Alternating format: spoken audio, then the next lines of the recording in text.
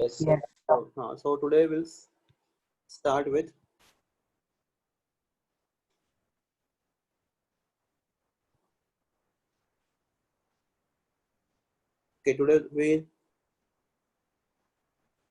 just a second. So today we continue with the same Bohr's model of atom.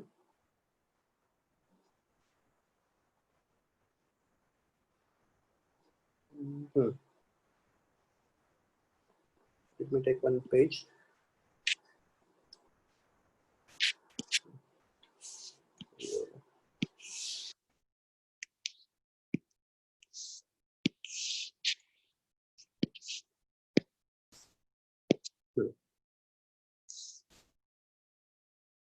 Okay. So class, every atom consists of central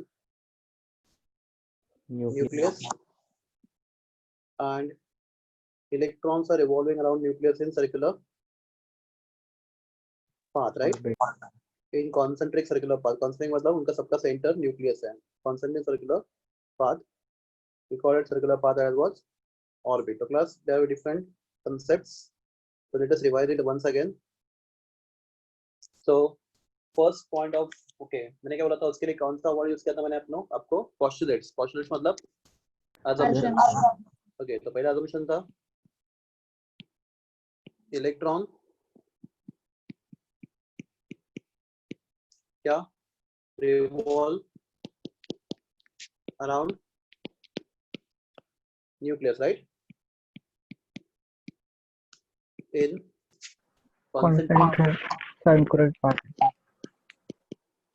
circular path, right? Called Orbit. orbit.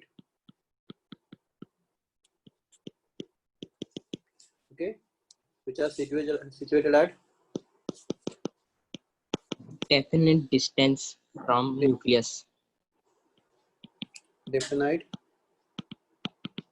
distance, banana From nucleus. from nucleus. Very good. So class, suppose this is hydrogen atom. So hydrogen atom contains only one electron, right? So this is electron present in the first orbit. So it is revolving in the first orbit. So electrons revolve around nucleus in concentric circular path called orbit, situated at definite distance from the nucleus. Plus, how many orbits are there for hydrogen? Infinite. One. Infinite. Okay, right? और electron हमेशा कहाँ पे घूमता रहता है hydrogen का in first orbit. It is First revolving in the first orbit. Okay. So in that orbit, whether it loses energy or gain energy, as long as it revolving in that orbit. जब electron first orbit में घूम रहा है वहां पे energy lose करता है gain करता है Constant. हाँ तो it neither loses nor gains. Plus we call it orbit as what? Stationary orbit, right? Yes. So these are stationary orbits. What is the meaning of stationary means? Remaining Stable. नहीं stable तो ठीक है वो भी है पर important Not moving. मतलब where electron is neither losing energy nor Gaining. हाँ very good. So these are stationary orbits for electrons. बता रहे? Yeah. As long as क्या electron Revolves. revolves in stationary orbit. Revolves in same orbit. revolves in these orbits, in this stationary orbit.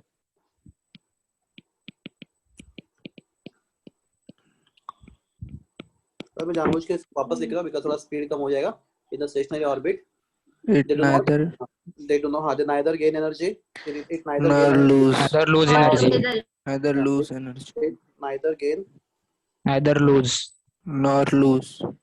चलेगा. Neither gain English में important है हमारा. Neither gain nor Nor lose. lose energy, right? Yes. तो जब तक electron एक particular stationery orbit में घूमता है, it neither lose energy nor gain energy. हाँ. So energy of electron remains Constant. The energy of electron remain constant, right? in stationary orbits. तो class मैं आपको बोला था हम लोग आज चैप्टर खत्म हो जाएगा, हम लोग उसके डेरिवेशन करेंगे, पर फॉर्मूला बता था। तो क्लास देखो पहला फॉर्मूला आपको नहीं बताया था लास्ट टाइम मैंने, तो ये डेरिवेशन हम लोग इसको डिराइव कर सकते हैं। Plus energy of electron in any particular orbit, अगर इलेक्ट्रॉन फर्स्ट ऑर्बिट में तो आ रहा है एनर्जी E1 राइट, अगर सेकंड में तो आ रहा है E2, अगर थर्ड में तो आ रहा है E3, अगर इलेक्ट्रॉन कोई तो एक ऑर्बिट n में तो आ रहा है energy of electron as what En, what is energy of electron in nth orbit. तो उसका फॉर्मूला जो मैंने लास्ट टाइम नहीं बताया था, तो माइनस ये हम लोग प्रूव कर सकते हैं आराम से, कर भी देंगे, जरूरत नहीं है फिर भी, 2 pi square m e raised to 4, I explain everything, z square upon n square into h square. क्या इसका डेरिवेशन है, फिजिक्स में हम लोग को नेक्स्ट इसको डिराइव करना है, केमिस्ट्री में नहीं करना, फिर भी आपको चाहिए, मैं आपको बोला प्रॉमिस किया तो मैं इसको डिराइव करके दिखाऊंगा आपको at the end of the chapter. तो क्लास यहाँ पे m क्या है, यहाँ पे m है मास ऑफ इलेक्ट्रॉन, क्या है m, Mass of electron. Anybody remember mass of electron, इसका इलेक्ट्रॉन का मास बाहर है, इट इज 9.1 Negligible. हाँ into नेग्लिजिबल, 10 फिर to भी minus 31 30 kg राइट। kg. हाँ plus what is E, E the charge on electron,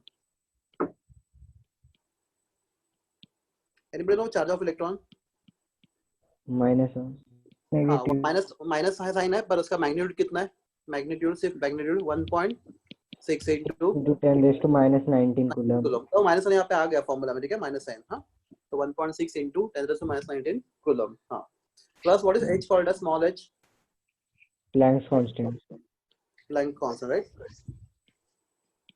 anybody know value of Planck constant, 6.626 हाँ 6.625 626 लिखते कुछ लोग, चलता है, into 10 raised to minus 34. 34 joule second right. तो plus what is value pi, pi का value कितना होता है, पाई का वैल्यू आपको सबको बाहर, पाई का वैल्यू 22 बाय 3.1. 3.14, ठीक है, 3.14 ठीक है, हाँ तो ओके, और 2 भी नंबर है, तो प्लस करना है से इस फॉर्मूला में 2 पाई m e और h सबका हमें वैल्यू मालूम है,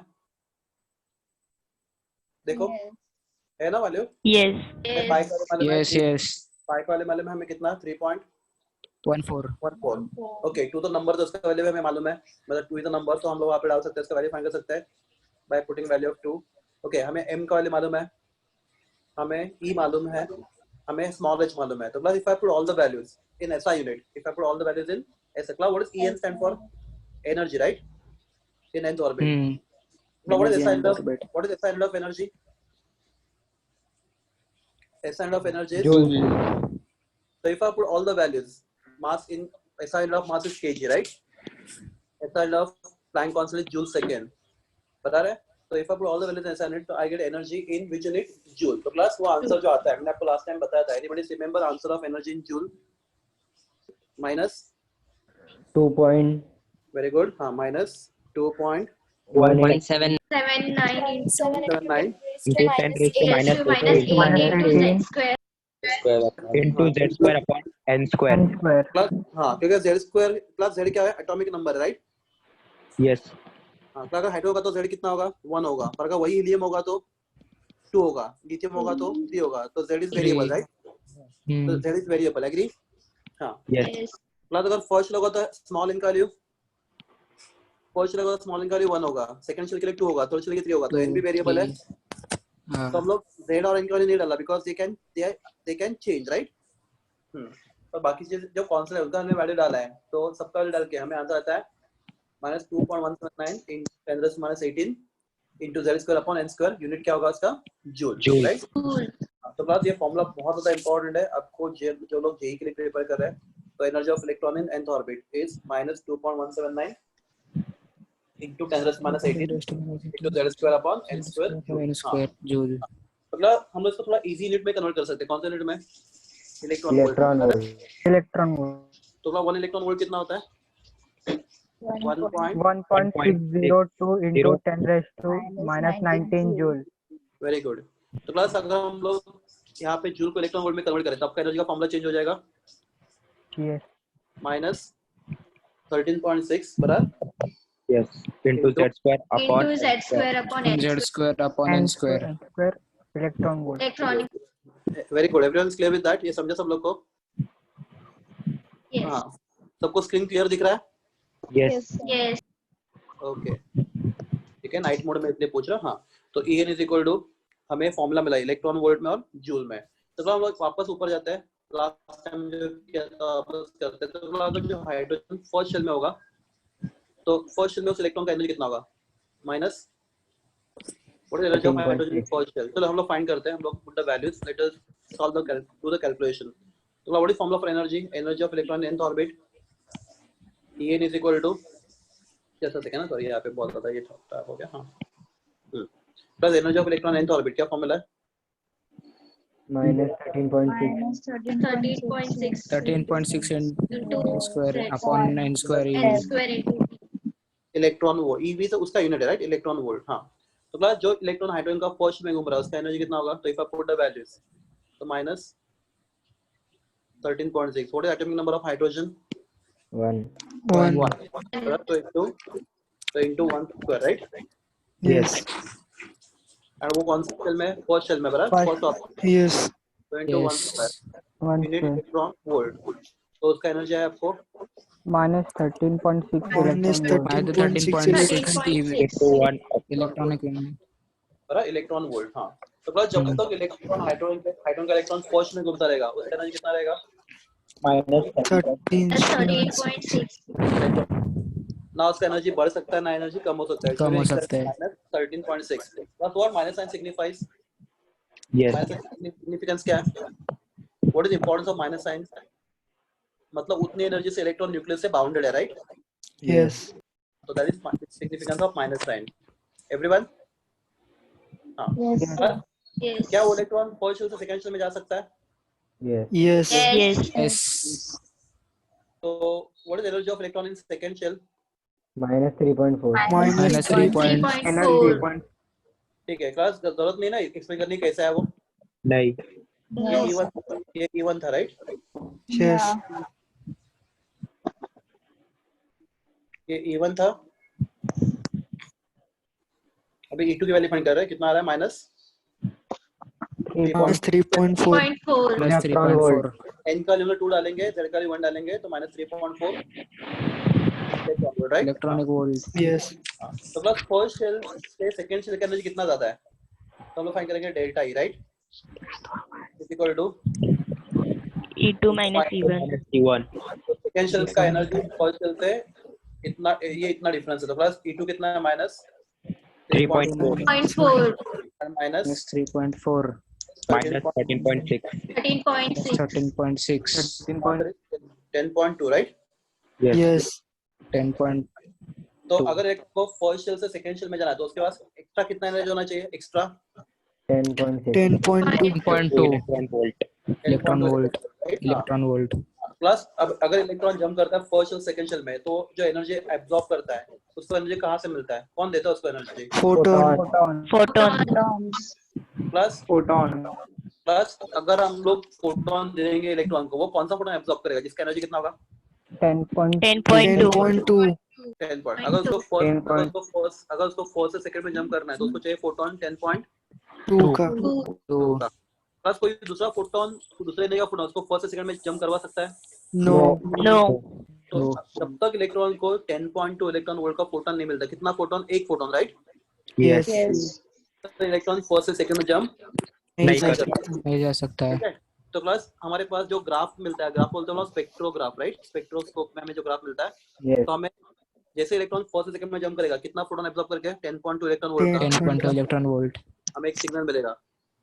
वो सिग्नल क्या बताएगा? इलेक्ट्रॉन ने फर्स्ट से सेकंड में जंप किया, Second में jump किया.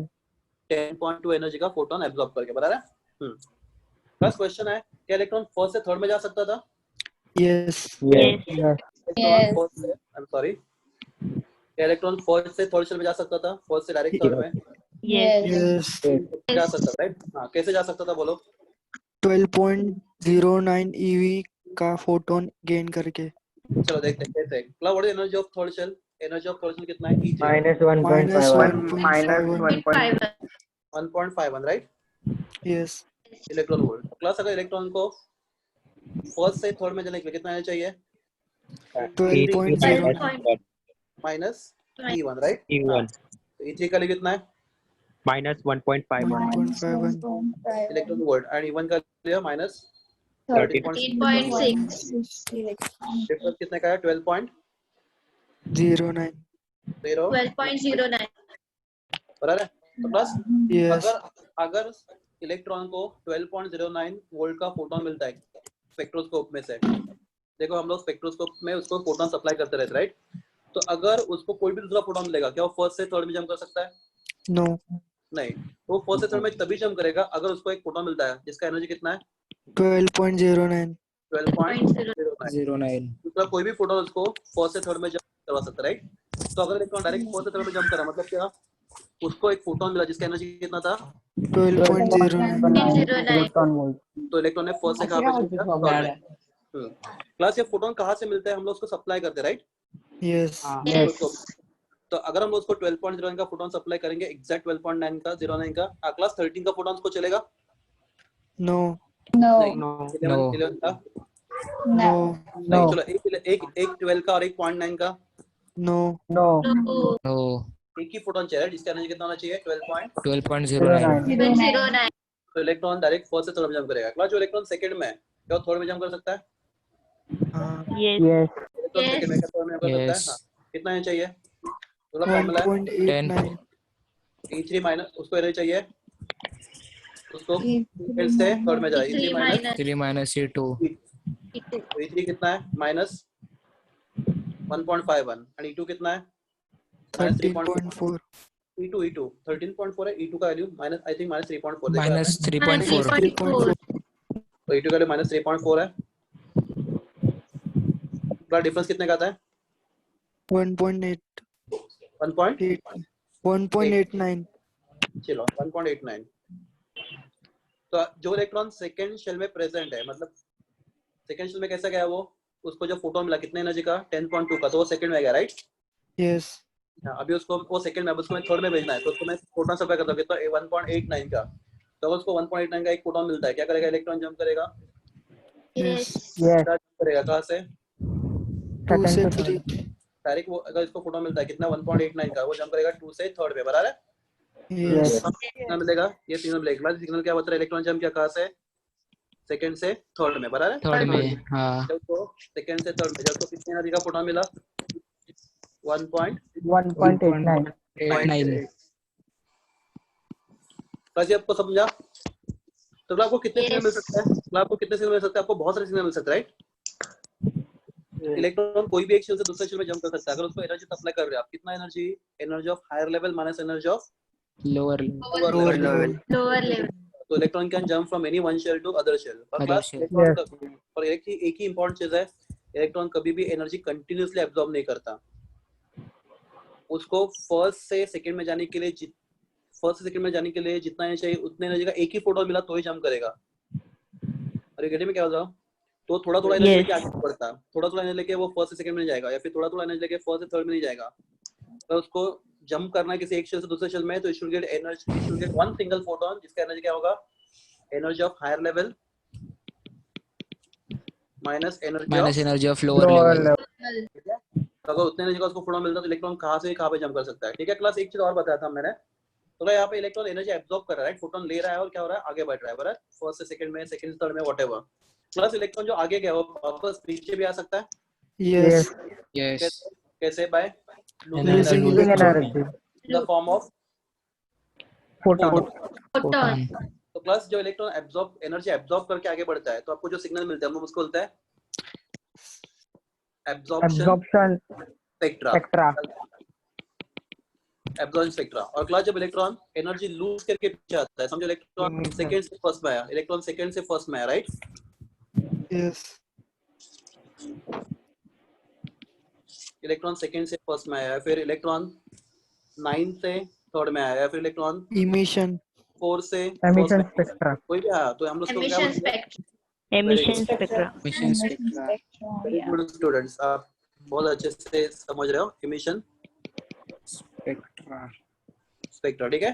तो क्लास इलेक्ट्रॉन एनर्जी एब्जॉर्ब करके आगे भी बढ़ सकता है और एनर्जी लूज करके पीछे भी आ सकता है। पीछे भी आ सकता है। Yes. तो अगर एनर्जी Yes. एब्जॉर्ब करके आगे बढ़ रहा है तो आपको जो सिग्नल मिलेंगे हम लोग बोलेंगे इसको एब्जॉर्प्शन स्पेक्ट्रा, और अगर एनर्जी लूज करके पीछे आएगा तो हम उस सिग्नल को बोलेंगे emission Emission. Emission spectra.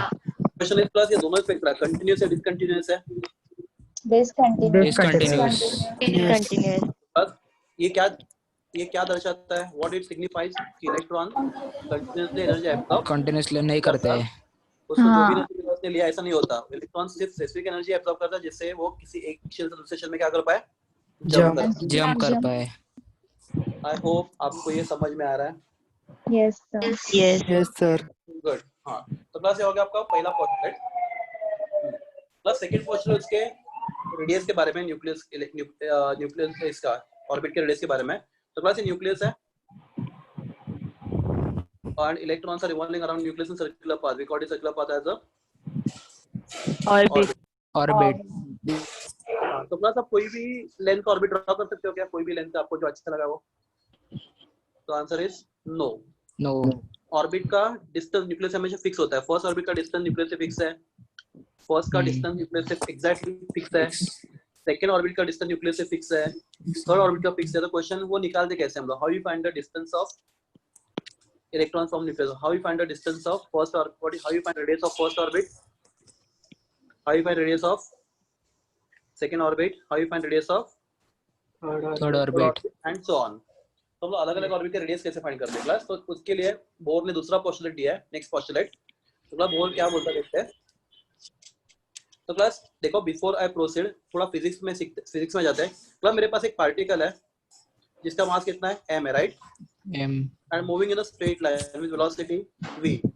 So like but a product of mass into velocity, what we call that product as? Momentum. Momentum. Class more precise इसको बोलते हैं हम लोग linear momentum। Linear momentum. क्या बोलते हैं linear momentum। प्लस हमारे पास electron है, क्या वो स्ट्रेट लाइन में घूम रहा है, गोल गोल घूम रहा है? Circle. Goal. घूम रहा है। Let us find the radius of first orbit r1। This is r1। देखो इलेक्ट्रॉन का ये यहाँ पे इलेक्ट्रॉन है, समझो। देखो let me show the electron colour. ये इलेक्ट्रॉन है यहाँ पे, ओके। तो plus is it moving in a straight line और No. In a circular path. Circular path. ठीक है, हाँ। तो प्लस इलेक्ट्रॉन देखो यहाँ पे उसका वेलोसिटी कितना, जो उसका लीनियर वेलोसिटी v है, तो प्लस इसका वेलोसिटी v है। प्लस क्या वेलोसिटी का डायरेक्शन कंटिन्यूअसली चेंज हो रहा है? Yes. Yes. Yes. Direction of velocity change हो रहा है, राइट? यस। अपने फिजिक्स में सॉलिड एंगल वगैरह सीखा रहेगा। No No. प्रॉब्लम, कुछ फर्क नहीं पड़ता, No. कुछ नो प्रॉब्लम, फर्क नहीं पड़ता। प्लस इलेक्ट्रॉन का मास कितना है, m है। M m m is the mass of electron, right? Yes. हाँ। Now what is r? R is the radius of orbit, orbit. ठीक है? और v is the linear velocity of electron। Linear velocity. Yeah, उसका direction continuously change हो रहा है, right? linear velocity of electron। तो plus problem ये है कि इलेक्ट्रॉन क्या नहीं कर रहा, स्ट्रेट लाइन में नहीं जा रहा है, वो क्या कर रहा है, सर्कुलर पाथ में घूम रहा है, बराबर है? Plus Yes. इलेक्ट्रॉन के पास इलेक्ट्रॉन का वेलोसिटी कैसा है, इलेक्ट्रॉन का वेलोसिटी एंगुलर वेलोसिटी, ठीक है? सर्कुलर पाथ में घूम रहा है, angular velocity. Plus angular velocity का सिंबल होता है w, omega, sorry not w, omega. Greek language में इसको omega omega. Okay. And class ये डेरिवेशन आपको फिजिक्स में फर्स्ट चैप्टर में 12th स्टैंडर्ड में omega is equal to v into r, आपको ये प्रूव करना है फिजिक्स में, v into r। What is v? Velocity. Linear. Linear velocity. Linear velocity. Linear r क्या है? Linear velocity. r क्या है? Radius of orbit. Radius of orbit. Radius of हाँ, बहुत बच्चे इसको गलत बोलते हैं। Don't say radius of electron, किसका रेडियस है ये? ऑर्बिट का रेडियस है। Orbit. बहुत बच्चे इसको रेडियस ऑफ इलेक्ट्रॉन बोलते हैं, it's not radius of electron, radius of orbit, orbit. ठीक है? Plus what is momentum? Mass into velocity, right? Mass into velocity. तो what will angular momentum? mvr. What is angular momentum? Angular mass into angular velocity, right? Angular velocity. बस ये सब चीजें अपने text book में explain नहीं किया, उन्होंने सीधा बोला रट्टा मारो, पर आप समझ लो क्यों हो रहा है सब। अपना केमिस्ट्री का टेक्स्ट बुक क्या एक्सप्लेन करता है, ये सब फिजिक्स में आपको नेक्स्ट ईयर सीखने वाले हो, तो यहाँ पे बाहर कर लो। पर क्यों बाहर करना, अगर समझ सकते हैं हम लोग तो So angular momentum is equal to mass into angular velocity. Class, what is mass of electron? M. M. What is angular velocity of M. electron? V into R. Yeah.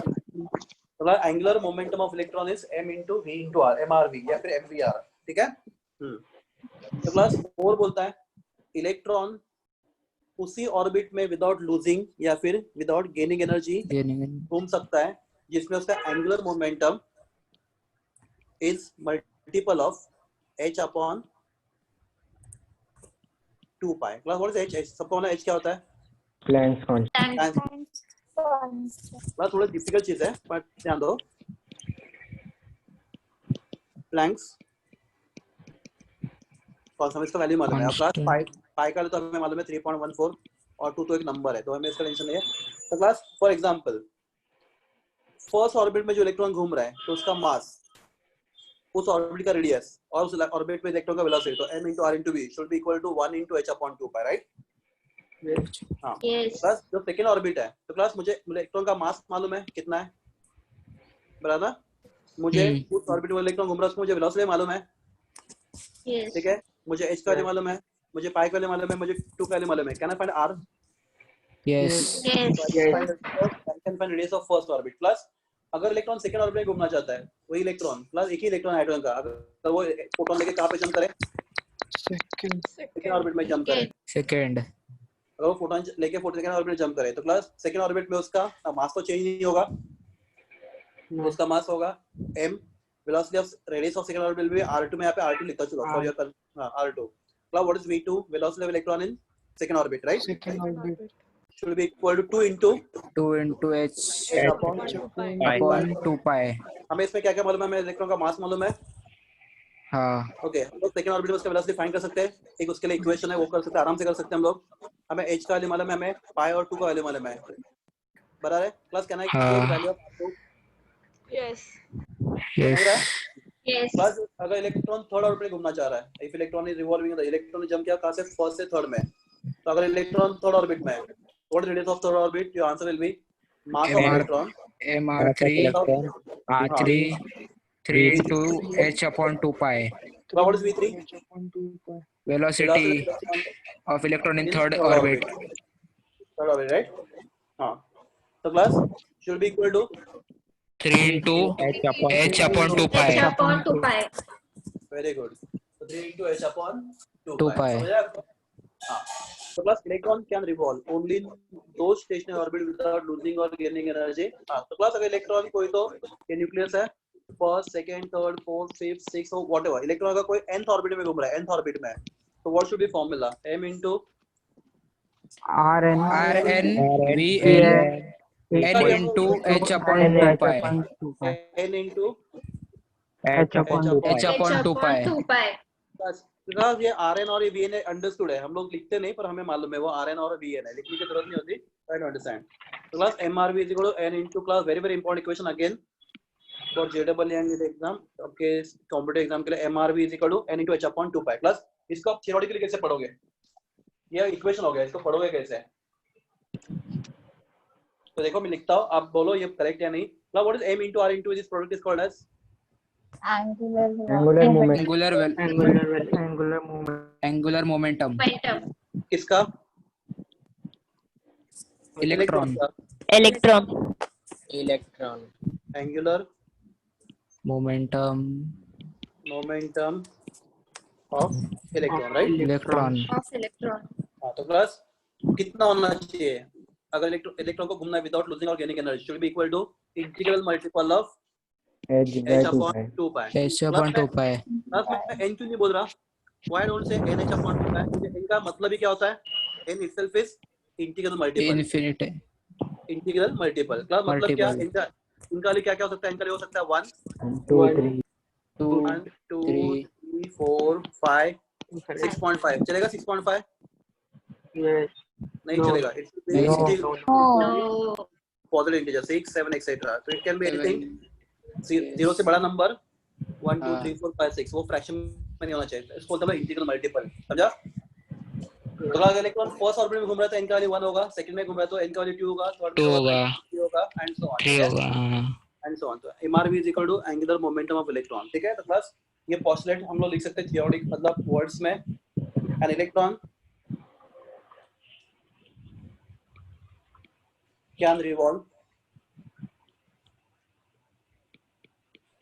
right in the stationary orbits without gaining और क्या losing energy। Class उसके लिए अगर तुमको gaining और losing दो अलग अलग वर्ड नहीं लिखना है तो आप लिख सकते सिंपली without radiating। radiating मतलब gaining या losing, आपको जो अच्छा है ये ज्यादा इजी वर्ड है, radiating energy right for which बोलिए angular momentum of electron, बोला ना electron angular momentum of electron electron कोई कंप्लीट करेगा is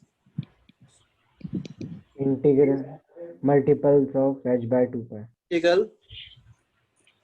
of multiple of h H upon by H 2 upon pi. 2 pi what is integral multiple का value कितना है n है right an integral multiple h upon 2 pi। तो class ये statement आपका text book में क्या an electron can revolve in stationary orbits without radiating energy for which angular momentum of electron is integral multiple of h upon 2 pi। H upon 2 Everyone? पाई हाँ class ये equation एक है अपने लिए अच्छा है, ये बहुत बेसिक इक्वेशन है। क्लास एक इक्वेशन और है हम उसको प्रूव कर सकते हैं, अगेन फिजिक्स में उसका प्रूफ है, केमिस्ट्री में एक्सपेक्टेड नहीं है। तो क्लास में 1 घंटे का एक्स्ट्रा लेक्चर लूंगा जिसको आपको सब फॉर्मूले प्रूव करके दिखाऊंगा। तो क्लास में आप फिलहाल बताता हूँ energy of electron in any orbit Rn, कोई भी एनर्जी ऑफ इलेक्ट्रॉन इन कोई भी nth ऑर्बिट हैज फॉर्मूला 0.529। हम इसको प्रूव करेंगे, डोंट वरी। अगला आपको बिल्कुल प्रूव नहीं करना, केमिस्ट्री में एक्सपेक्टेड नहीं है, फिर भी अपॉन z यूनिट है angstrom. So now if I ask you what is radius of first orbit of hydrogen, your answer will be R1 R1 equal to 0.529 0.529 1 square. 1 square upon Z One. What is atomic number of hydrogen? 1 1 upon 1 angstrom है ना। तो radius of first orbit of hydrogen is 0.529 0.529 29 angstrom। Armstrong ठीक है हाँ। Now what is radius of third orbit of hydrogen? R3 0.529 529 3 square 3 square upon 1. 1 1 बराबर है yes unit angstrom. हाँ class एक क्वेश्चन पूछता, कोई ये क्वेश्चन आप चेक कर सकते हो, जेई में पूछा है क्वेश्चन है what is ratio of radius, what is ratio of, मैं क्वेश्चन को सीधा पूछता जैसे पूछा वैसे same to same, what is ratio of, answer तो दे दिया मैंने आपको, radius of first orbit to third orbit for hydrogen. आपका आंसर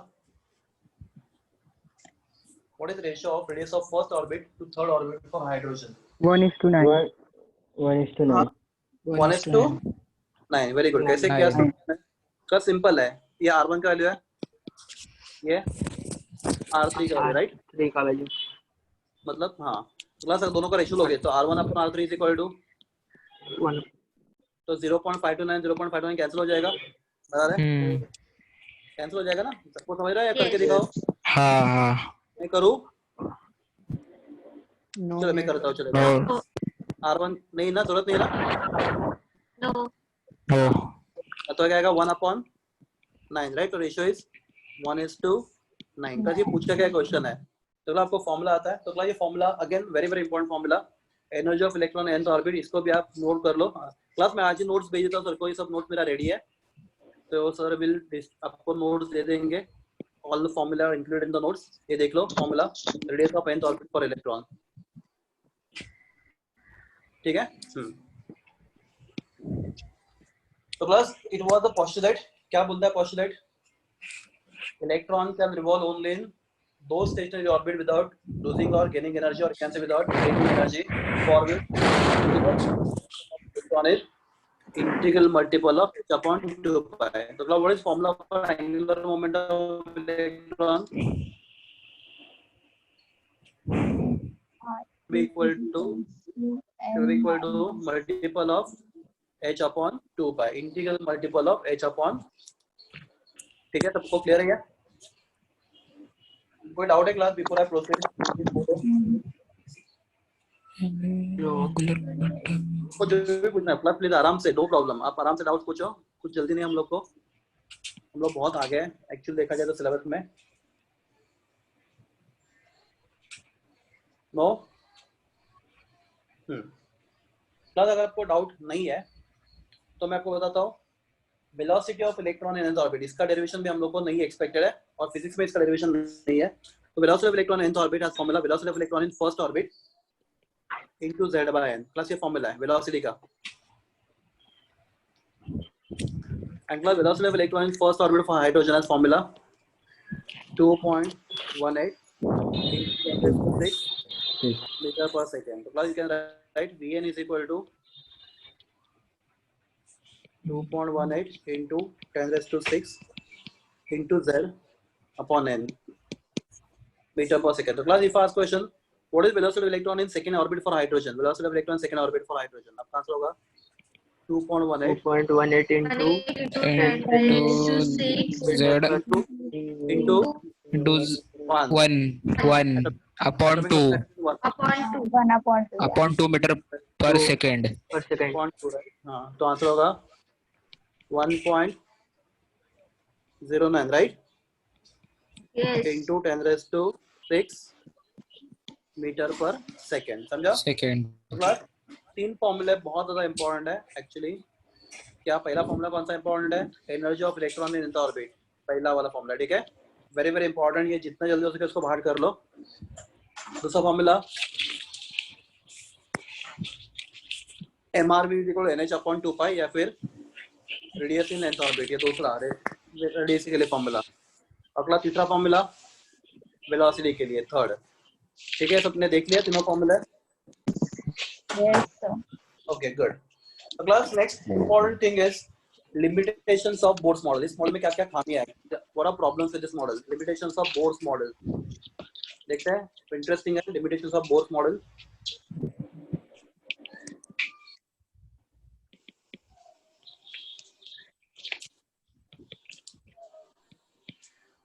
तो बस बोर ने जब ये मॉडल दिया था, एटॉमिक मॉडल, तो उसका एक्सपेक्टेशन क्या था? His postulate or his model of each and every element in the periodic table, right? जितने भी एलिमेंट पीरियड टेबल में, क्लास हमने यहाँ पे स्पेक्ट्रोस्कोप में कौन सा एटम रखा था? Hydrogen, right? यहाँ पे कहाँ पे अपना स्पेक्ट्रो, ये स्पेक्ट्रोस्कोप दिख रहा है आपको? स्पेक्ट्रा किसका स्पेक्ट्रा है? हाइड्रोजन का स्पेक्ट्रा, राइट? एब्जॉर्प्शन या फिर इमिशन, दोनों स्पेक्ट्रा हाइड्रोजन का ही, राइट? Yes. देखा गया, हाइड्रोजन का स्पेक्ट्रा ऑब्जर्व किया गया, so it was exactly according to the formula given here. देखो आपको फॉर्मूला दिख रहा है एनर्जी का, it was exactly according to the formula which are given by Bohr, ठीक है? तो क्लास तो बोर का मॉडल है, उसने हाइड्रोजन का स्पेक्ट्रा बहुत अच्छे से एक्सप्लेन किया, और क्लास उसने हाइड्रोजन का स्पेक्ट्रा एक्सप्लेन किया, उसने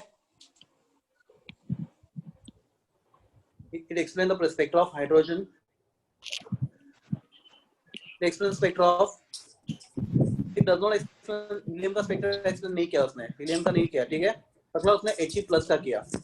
जब helium का स्पेक्ट्रा स्टडी किया गया यूजिंग बोर्स मॉडल, तो फॉर्मूले इसके साथ मैच नहीं हो रहे थे, पर He+ के साथ हो रहे थे, राइट? मतलब लिथियम का स्पेक्ट्रा स्टडी किया तो उसके साथ फॉर्मूले मैच नहीं हो रहे थे, स्पेक्ट्रा और मैच फॉर्मूला में प्रॉब्लम आ रहा था, मतलब जो हमें ग्राफ मिल रहे थे स्पेक्ट्रोस्कोप में वो फॉर्मूले के साथ मैच नहीं हो रहे थे। अगला Li+2 के लिए मैच कर रहे थे। मैं एक्सप्लेन करता हूं आपको आराम से। तो बेरिलियम के लिए जो स्पेक्ट्रा स्टडी किया गया, बेरिलियम एटम के लिए, तो बेरिलियम के जो ग्राफ आ रहे थे आपको, जो स्पेक्ट्रोस्कोप में ग्राफ आ रहे थे, वो बेरिलियम के फॉर्मूले के साथ, क्लास व्हाट इज फॉर्मूला बोलो? फॉर्मूला क्या होगा? एनर्जी का formula, energy is equal to -13.2 z square, right? Upon n square electron volt. One तो क्लास बेरिलियम के लिए जब ये फॉर्मूला यूज किया गया, ये फॉर्मूला एनर्जी का फॉर्मूला जब बेरिलियम के लिए यूज किया गया तो फॉर्मूला फेल हो गया। और ये फॉर्मूला अगर यूज किया गया तो जो एनर्जी में मिला वो एनर्जी बेरिलियम की एनर्जी से मैच ही नहीं खा रहा था, राइट। रियलिटी में फॉर्मूला से जो एनर्जी मिल रहा था और स्पेक्ट्रम में जो मिल रहा था उसमें प्रॉब्लम था। तो क्लास यही फॉर्मूला बेरिलियम 3+ के लिए बहुत अच्छे से काम कर रहा था। तो क्लास आप क्या कुछ ऑब्जर्व कर रहे हो यहाँ पे? Yes, well electron. Yes.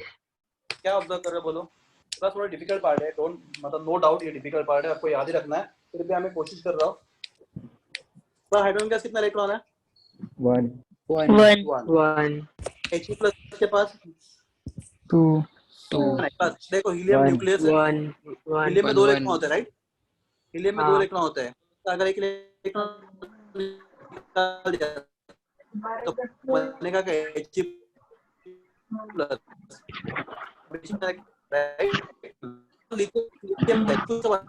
Sir, voice is breaking. Sir, Yeah. voice is not reaching. Voice नहीं आता क्लास, रुको जरा 2 minute please. So voice is not proper. Wait for 2 minutes. Just a minute. I'll change my network setting. Wait for 2 minutes. Okay, sir. Okay.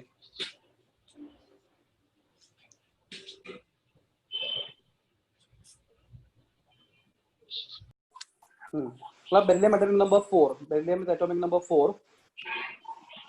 So if I take beryllium, Sir, screen is not visible. It's not visible. अरे हाँ Screen sorry. Wait. मैंने screen share ही नहीं किया।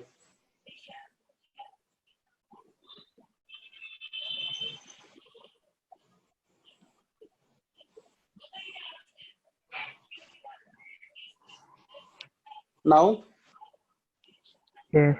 yeah. So beryllium nucleus, partial sequence, right? Beryllium atomic number 4, 4. 2, 2, right? So if I remove 1, 2, there are 4 electrons in beryllium. If I remove 3 electrons, 1, 2, and 3. So what charge on beryllium? The +3, right? Tell me, beryllium in +3 state contain how many electrons? 1. 1. So class, what do you observe here? Bohr's spectra. So yeah, Bohr's model was successful to explain spectra of species containing only Single electron. containing only single electron, right? So Bohr's model was capable of explaining spectra of species containing only single electron. The class, what formula use here? देखो हमने कितने फॉर्मूले लेके हैं? We see the formula of energy. This is formula for energy, right? Yes. Okay, you can use this formula only for, tell me, H या फिर He+ या फिर Li2+, right? या फिर B3 plus. boron, then boron 4+. 4 plus. All they contain only B4, one 1. One electron. for any other species. If you apply formula, then you don't get the result as per your formula. Your spectral result and calculated results are different. Got it, everyone? Plus, similarly, Yes. if you use this formula here in the formula of energy, sorry, in the formula of velocity here.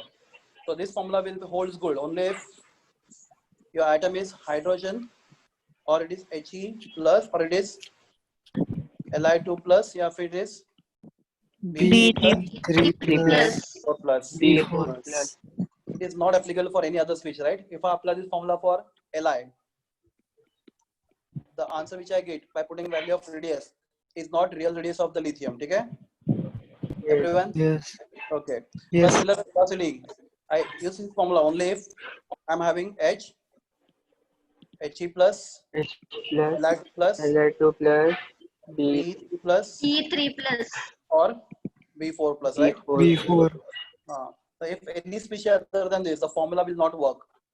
So the first and most basic limitation of this model was he successfully explained spectra, beautifully explained the spectra of hydrogen, Li2+, etc. But model was not sufficient to explain spectra of species containing more than one electron. Right? Very good. Class, second major drawback of this model is, try to understand second major drawback. Class, suppose I'm having, okay, let us go this here. So यहाँ पे ज़्यादा अच्छे समझेगा हम लोग को. Class, ये अपना energies है. So if electron jump from, कहाँ पे क्या? हाँ. If electron jump from first to third, it will have how many photons? First to third. 12.09. 12.09. My question was how many photons? One. How many photons? How many? One. One photon, right? One. Agree? One photon, na? Yes. Yes. So if electron get photon of energy 12.09, it will jump from 1 to first 1 to 3, right? So I get one signal. If it get photon of energy 12.09, okay. Plus, if electron is there in second shell and it want to jump in third shell, it should have a photon of what energy? It should get photon of what energy? 1.89. So if electron get photon of energy, if electron get photon of energy 1.89, it will jump from second to third. Third. third. Good. Plus electrons present in first want to jump in second. It should get how many photons 1. 1. of energy? 10.2. 10.2. 10.2. So electron will jump from first to second. If it get photon of energy 10.2. So this is spectra for atom, right? If you put atom in spectroscope and if you supply these three photons to the atom, you get these three signals. Agree? Yes. Yes. नहीं समझा? समझा. Sure? Okay. Yes. But what I do, I keep my hydrogen in spectroscope and I supply different photons and I get signals. तो मुझे तीन signal मिले. अगर मैंने तीन सप्लाई किया 1 2 3 के लिए पहला सिग्नल, ये सेकंड सिग्नल और ये थर्ड सिग्नल, राइट? तो first signal electron jump from first to 3 when it is possible if it get energy 12.09, right? Yeah. Second signal I get if electron get energy how much? 12.0. 0.89. It will jump from second to third, right? If electron get energy how much? 12.09. It will jump from first to 1 third. 1 to 3. So these are the signals I get under normal condition. Plus what I do now, I take same spectra again, but just Sir, first to third, no, first to second. sorry, printing mistake. First to second. First we have a second. Good, thank you. Yes. So first to second, very good. So class, what I do now, this was spectra taken by supplying photon to the atom. Now what I do, I take again same instrument, I supply same three photons, but in the sample, ये जो अपना sample रखा है, उसके around I keep the magnets. So I take spectra in presence of magnetic field, right? Plus पहले मैंने अपने sample के आजू-बाजू में magnet नहीं रखे थे, right? Yes.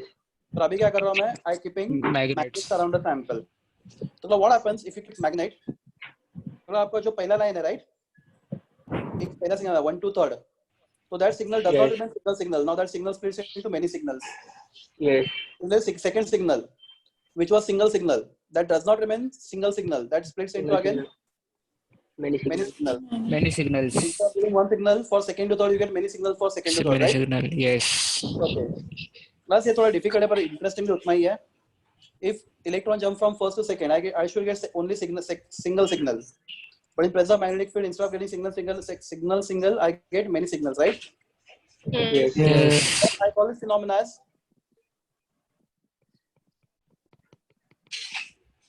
splitting of Spectral line. Spectral lines. spectral line, one and the same thing. Splitting of spectra in presence of Magnetic field. magnetic field. We call this phenomenon as splitting of spectra in presence of magnetic field. Magnetic field. Magnetic field. And this effect was first now observed by scientist Zeeman. The name of scientist Zeeman. So we call this effect as what? Zeeman effect. Now, very important question again for JEE. What is Zeeman effect? So what is the answer? Sammy likha hai answer. Splitting of Spectra in presence of magnetic field. Magnetic field. तो अगर electron first से third में jump करेगा कितना photon लेके jump करेगा? Single photon, right? Single photon. Yes. You should get single signal. But in magnetic field, instead of getting single signal, you get many signals instead of one signal, right? Yes. One Yes. your one line splits into many lines. Many lines. We call it effect as a Riemann effect. Riemann effect. Splitting of spectra in terms of magnetic field. So class, this effect could not be explained by Bohr. ये sir क्यों हो रहा है, bore explain नहीं कर पाया. तो अगर एक्सप्लेन नहीं कर पाया मतलब उसका क्या हो गया, वो Fail. ड्रॉबैक हो गया, राइट? Drawback. तो ये मैं आपको बताऊंगा ये क्यों होता है, right? As we process the chapter I will explain this. ये क्यों होता है, again nothing to do with our syllabus, पर as a general knowledge question I explain you why this happens. हम लोग डिस्कस करेंगे ऐसा क्यों होता है बहुत डिटेल में, ठीक है, पर not now. Plus one more thing, plus now spectra was taken. अभी मैग्नेट निकाल दिया. If you take a spectra, Yes. you should get only how many lines? One line. One line. Line. For one photon, you should get one line, right? Yes. Yes. Yes. So एक transition के लिए एक line. Plus now what I do, instead of magnetic field, I apply electric field. If your plate, I make it positive. I apply other plate which is negative. Plus I apply electric field now around the sample. अब कौन सा field apply किया मैंने? Electric field. Electric field. Electric I field. can find the same problem. क्या होता है? Spectra splits into Many many lines. Parts. Many lines. So class, this phenomena is splitting of spectra In In presence of electric field. Electric field. in presence of Electric field. electric field. So class, this phenomenon is observed by scientists Stark. Star. So it is called as a Stark effect. क्या होता है इसको? Stark effect. Stark effect. Star. So splitting of spectra in presence of magnetic field or splitting of spectra in presence of electric. Electric field. Both the effects could not be explained by Bohr's model, and these are major drawbacks of Bohr's atomic model, right? Bohr's atomic model. ठीक है, समझे सब लोग को ये? बस Yes. और भी है, बहुत important limitation है जो again book में नहीं है. Plus my question is, if I use formula, what is formula for radius of the atom? Radius of the orbit, I'm really sorry. ये nucleus है. 0.529 What is the formula for radius of first orbit? 29 into 292 by Z. N square upon Z. n square upon z. ठीक है, चलो. If I say radius of first orbit of hydrogen, the answer will be 0.529, right? 529 Into 1 square square Upon upon 1. 1. n square upon 1, right? So radius of first orbit of hydrogen should be 0.529. 0.529 Unit क्या है? Angstrom. Armstrong. हाँ, class, if I put equal to sign, मतलब क्या मुझे radius accurately मालूम है? Yes. मैं put equal to sign, मतलब क्या मुझे radius accurately मालूम है? Yes. Yes. So class, after Bohr, one scientist was German scientist. Plus ये D का D small ही लिखता है. This German name written like this only. और ओके, इसको प्रोनाउंस करते हैं हम लोग डी ब्रॉगन. क्या नाम है इसका? De Broglie. आपको डी ब्रॉगली बोलना है, बोलो डी ब्रॉगली. स्पेलिंग के लिए perfectly de Broglie, but it's pronounced as de Brogan in German. The name of scientist, he proved that it is practically impossible to find exact position of electrons from the nucleus. अब electron का nucleus electron exact है. Your voice is not clear. Wait, हो गया almost. Wait. Major bridges. अभी आ रहा है आवाज? Background में अलग Glitch sound आ रहा है. Background में अलग आवाज आ रहा है. Wait. माइक चालू है, इसके वजह से हो रहा है. इसका माइक चला. Radius of first orbit of hydrogen is 0.529. मतलब electron should be exactly at distance 0.529 from the center of 529. nucleus. In Nucleus. first orbit, right? Yes. First orbit. But what de Broglie suggests, उसने एक equation दिया, उसने एक proof दिया. वो बोलता है it is practically impossible. वो भी देखेंगे हम लोग. To find exact position of electron from nucleus. So that principle is called de Broglie hypothesis. So we are going to discuss de Broglie hypothesis in next lecture. हम लोग discuss करेंगे detail में और de Broglie hypothesis. पर de Broglie क्या बोलता है, आप याद रख, क्या बोलता है वो? आप इलेक्ट्रॉन का न्यूक्लियस से एक्यूरेट पोजीशन चाहे कुछ भी करो, आप डिटरमाइन नहीं कर सकते. और बोर्ड ने फॉर्मूला दिया है एक्यूरेट पोजीशन का कितना एग्जैक्टली 0.529, तो प्रैक्टिकली वो फॉर्मूला करेक्ट नहीं है। नहीं है ठीक है, तो these are limitations of Bohr's atomic model. Model. ठीक है, तो हम लोग कल बात करेंगे डी ब्रॉगल एंड ऑल, और बहुत सारे फिनोमिना इंटरेस्टिंग है। तो क्लास आपको लॉग बुक यूज करना सीखा आप लोगों ने? Log book no sir, no. ठीक है, फिर हम लोग कल कैलकुलेटर से कैलकुलेशन करेंगे। फिजिक्स की टीचर आपको सिखा देंगे, फिजिक्स या मैथ वाले टीचर, और कोई नहीं सिखाता तो नेक्स्ट लेक्चर में हम लोग खुद ही सीख लेंगे। देखते हैं। ओके, तो एनी डाउट या आज के लेक्चर में कुछ पूछना है आपको?